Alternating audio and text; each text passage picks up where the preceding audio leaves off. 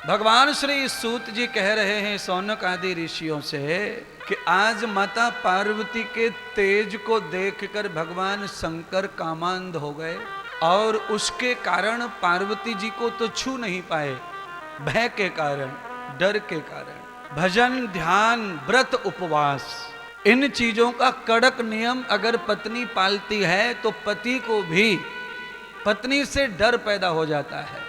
पत्नी का नियम धर्म चल रहा हो, उस समय पति के अंदर काम पैदा हो जाए तो पति अपनी बात को रख नहीं सकता पत्नी के सामने। ऐसा संयम, ऐसा नियम पत्नी में होगा तब ये चीजें खड़ी होंगी। पार्वती ने ये नियम बना लिया और उस तपस्या के कारण भगवान शंकर पार्वती के अधीन हो गए। और जब शंकर के शरीर में काम देव उत्पन्न हो गया, अब कैसे करें, क्या करें, समझ में नहीं आता। तो उस उद्विग्न, उद्वेज, उत्तेजना के कारण भगवान शंकर शरीर से, काम से निष्पन्न हो गए। भगवान शिव जी का तेज शरीर से धरती पर गिरा, धरती से समुद्र में और समुद्र से समुद्र की लहरों में, समुद्र की लहरों से वायु में, आकाश में, और अंत में जाकर भगवान शिव का तेज जहन्नुम में चला गया।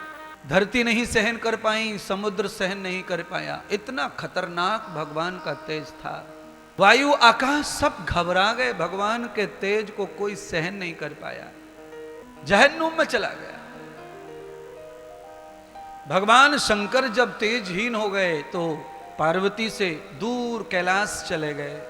पार्वती यथार्थ ध्यान में बनी रही और शंकर भगवान कैलाश पहुंच गए, पुनः पुनः ध्यान में बैठ गए।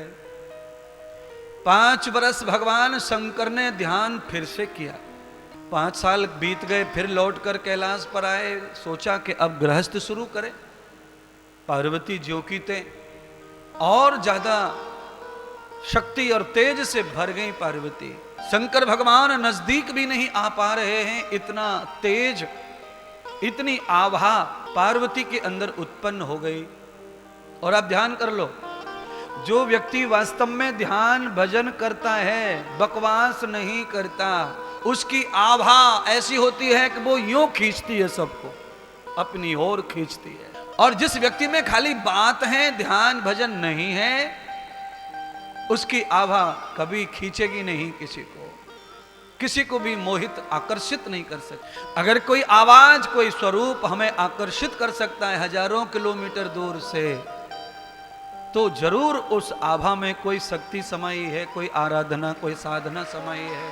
पार्वती जी, शंकर भगवान ने निश्चय कर लिया कि पार्वती का उद्देश्य अब खत्म हो रहा है, राक्षसों का वेग बढ़ रहा है और बिना पार्वती के राक्षसों का सर्वनाश कोई और कर सकता नहीं है।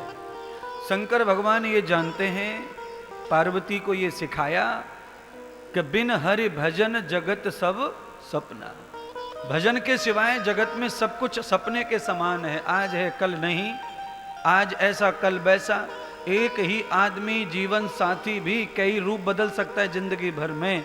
ये सब सपने के समान है। जो भी अपना लग रहा है ये सब सपना ही है, इसमें अपना कुछ नहीं है। अच्छा बोलो, माँ बनने से पहले क्या था अपना? एक औरत माँ नहीं बनी, उससे पहले क्या था अपना? पति है, सब कुछ हो रहा है, पर माँ नहीं बनी। बालक पेट में जरनेट नहीं हुआ तो माँ कुछ नहीं, माँ है। एक लेडीज लेडीज रहती है। एक बालक को जरनेट बॉडी से परमात्मा कर देते हैं तो वो उसी बालक को अपना मानने की भूल कर बैठती है और उस भूल के कारण जिंदगी भर उसी में पिसती रहती है। एक पुरुष एक बालक को अपना मान लेता है, पूरी जिंदगी भर उसके लिए ही प्रयत्न करता रहता है। उसको डेवलप करना है, उसको पढ़ाना है, उसको बड़ा करना है, उसे स्टेबल करना है, उसे खड़ा करना है, पैरों पे खड़ा करना है, पता नहीं किस पे खड़ा करना है। इसी धुनाबुनी में अपने भजन को, अपने ध्यान को, अपने दान को, अपनी तीर्थ को, अपनी कथा को भूलकर प्रपंच में, पाखंड में और औलाद को बड़ा करने में ही अपने आप को बड़ा मानता है और कहता है यही मेरा लक्ष्य है। कितने सारे अज्ञानी पिता माता यही सोच के जी रहे हैं और बाद में पछताते हैं। हमारा काम नहीं है ये सब। अगर हम ये जिम्मेदारी लेते हैं तो हमसे ज़्यादा अहंकारी, अभिमानी और अज्ञानी कोई दूसरा हो सकता नहीं है।